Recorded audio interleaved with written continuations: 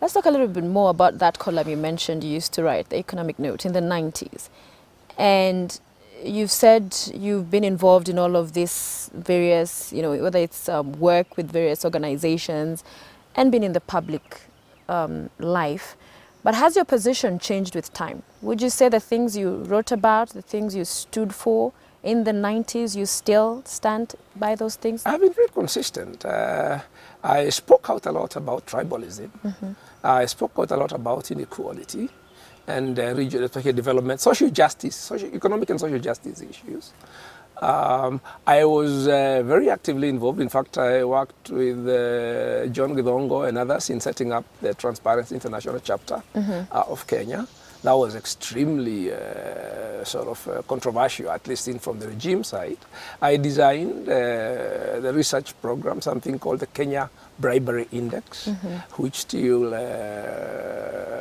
runs today. When we put it out the first time, the attack by Kamotho, who was then Secretary General of KANU and the KANU establishment, was vicious. I remember, in fact, just before we did that, we did a research. I produced a report. The first, in fact, research report we did as TI was on Harambee.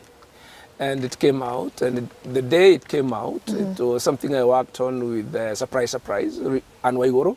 She was my research assistant at the time. In fact, it was the first project she worked for me on. Right. And it made headlines on Saturday. It was a Saturday. Yes.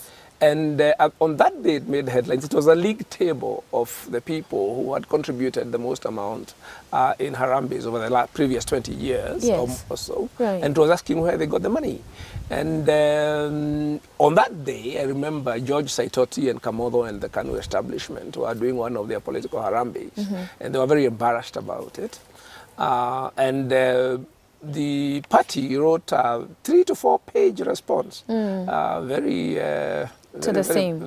hard hitting. So this for me, being in the middle of these controversies is nothing new.